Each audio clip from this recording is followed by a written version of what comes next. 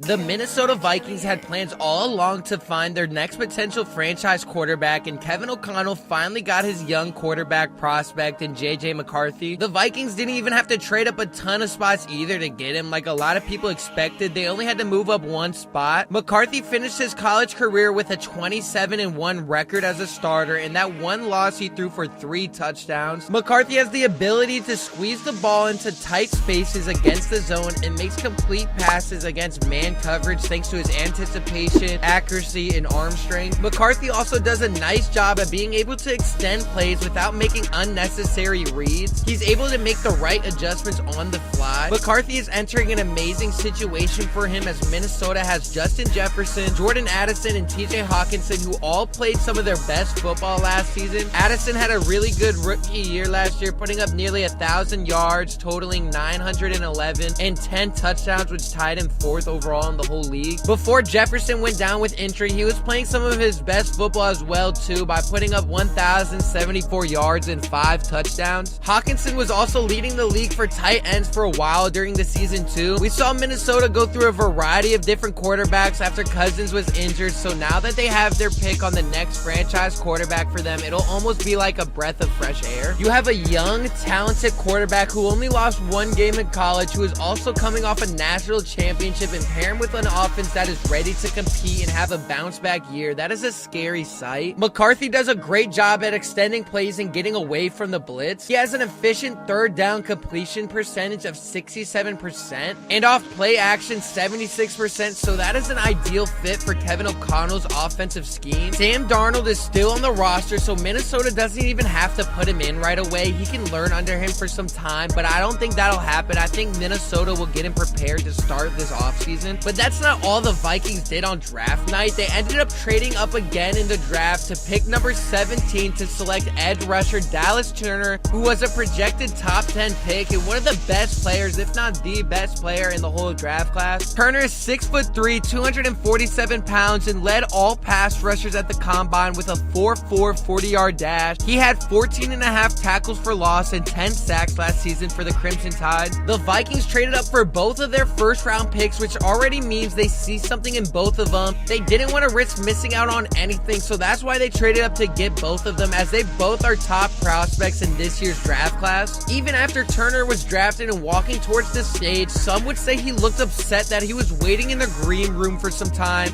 as a lot of people had him being the first defensive player off the board, but the Vikings wanted to waste no more time and traded up just a few spots from 23 to get him at 17. They made these trades at the right time because prior to the draft, it was unclear when the Vikings were going to trade up. It was assumed they would, but the fact they only had to move up one spot to get their guy instead of having to get that 5 or 6 spot is way better and cost them a lot less. McCarthy was in a more run-led offense last season, as he never passed for over 4,000 yards in his college career, which some scouts concerned on if he is NFL ready and will develop. Turner also is the most explosive and best defensive player in the whole class, like I already said, so drafting him at 17 was an absolute steal for Minnesota. The Vikings already made a ton of moves on defense this offseason. The Vikings also picked up running back from Green Bay, Aaron Jones, this offseason for a 1-year, $7 million deal. Aaron Jones should play great with McCarthy, as McCarthy had a more run-led offense, like I mentioned. It'll be interesting to see the schemes and the game plan that Kevin O'Connell comes up with for this Minnesota team, as they have a bunch of receiving weapons. It'll be interesting to see how JJ's game carries over to the NFL, as he'll have to adjust and change his play style a little bit, but he does have some of the best weapons in the game, like Justin Jefferson, who will be able to make plays for him. It's not a Caleb Williams situation, but McCarthy is going into a great situation, as Minnesota has tried to invest in the defense as well as they are trying to improve the offense. Kevin O'Connell is also a good young coach who a lot of players like, so having to part ways with Kirk Cousins and bringing in a young guy like this is a great sign for the future. A lot of people aren't sure how he will adjust to the NFL and if his game will carry over, but with the right system and the right coaching, his game will carry over just fine, so we'll just have to see.